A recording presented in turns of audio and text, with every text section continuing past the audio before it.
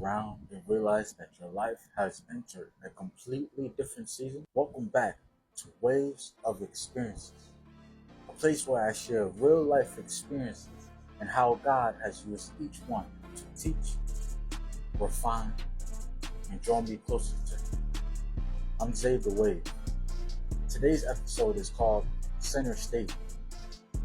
Now, for the past few episodes, I've shared some of the most difficult experiences of my life, moments of survival, struggle, and the journey that brought me closer to God.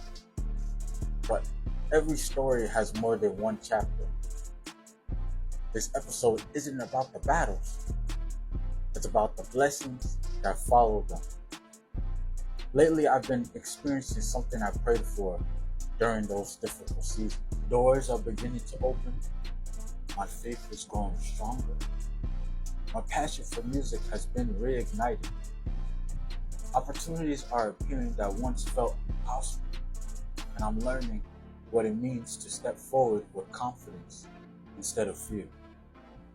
I'm not saying everything is perfect, because it isn't, but for the first time in a long time, I'm beginning to appreciate the beauty of the season I'm in.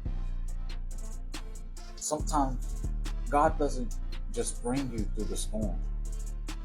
He prepares a place for you after it. This episode is about embracing the new season, celebrating the victories, and recognizing that when the time is right, God has a way of bringing you exactly where you're meant to be. Let's talk about it. Listen, I know I dropped a few truth bombs, and all of y'all are like, is he going nuts? Maybe, guys. And maybe. Nah, I'm just playing. I just see things a lot clearer now.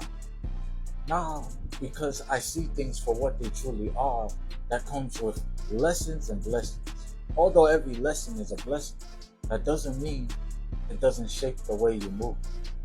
You have to put the lesson you're learning to practice, which I admit it's not easy. Just like last week, I learned to stay in my place as a creative being and to treat God as the creator.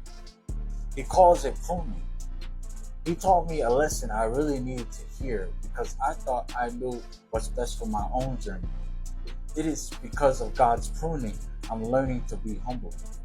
I'm learning to be attentive and to put God first. Because sometimes I have a habit of speaking and then proceed to not take my own words seriously. It's quite frustrating because I'm really being my full authentic self here. Therefore, even recording this video here today is a blessing. The more I think about it, it's a blessing even breathing.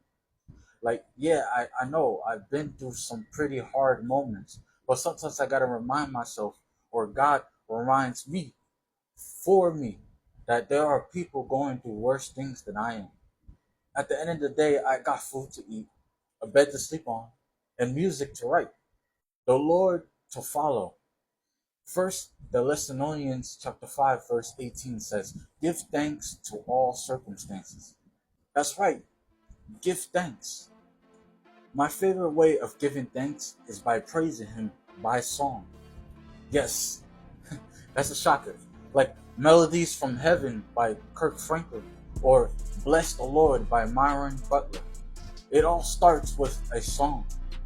Music can truly shape the way we not only interact with our peers and ourselves, but with the Lord Almighty Himself. Praising Him taught me how to not look at the problems right in front of me, but to look at the bigger picture. Because what is God without love? Not seriously. Without love and compassion towards one another, how can we see the true presence of God if we are always trying to break each other down? How can we fight the oppressor without wisdom to work together? This has been a topic that's been trending for a millennia. God's words showed me that humans don't treat God as God. We treat Him as being the one to take us out of every problem instead of finding ways to overcome them. Yes, we should rely on God indeed. However, you need to take account that if you don't have the right intentions, you can easily offend God. His disposition is righteous. So don't that mean we gotta be just as righteous to each other? We need more love. I'm learning that without love, your faith can't be real. And if your faith can't be real, then the impossible can't happen.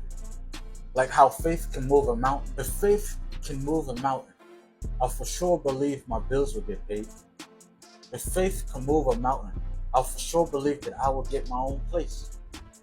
If faith can move a mountain, I'll for sure believe that my story will be heard. For those in the back saying, haha, he's doing it for the fame, gain, and status. Haha, you're wrong. I'm being so real right now when I say I'm not doing any of this work for those things. I'm just trying to align my work with God's. And the more I move, the more I see that it already was. I just didn't believe enough to see it. Because belief creates the impossible.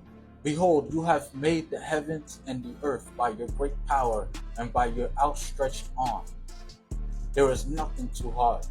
Jeremiah 32 verse 17. As I close this episode, I want to leave you with this. Life moves in seasons. There are seasons where you're hidden, seasons where you're growing, seasons where you're waiting, and then there are seasons where God calls you to step forward. For a long time, I focused on what I had lost, but now I'm learning to appreciate what God is doing right in front of me. Every opportunity, every lesson, every open door is a reminder that no season lasts forever. And if you're in a season of waiting, don't give up. Keep preparing. Keep growing. Stay faithful in the quiet places. Because when your time comes, you'll be ready to walk through the doors God opened. And if you're already stepping into a new season, don't forget to thank God for it. Celebrate the victories. Stay humble. And continue using your gifts for His glory. Thank you for watching Waves of Experiences. I hope this episode reminded you that every season has a purpose, and that when the time is right, God knows exactly when to bring you to center stage. If this story encouraged you, I'll see you next Sunday as we continue exploring the experiences that shape our faith, our lives, and even our music. Until next time, much obliged, and I love you guys.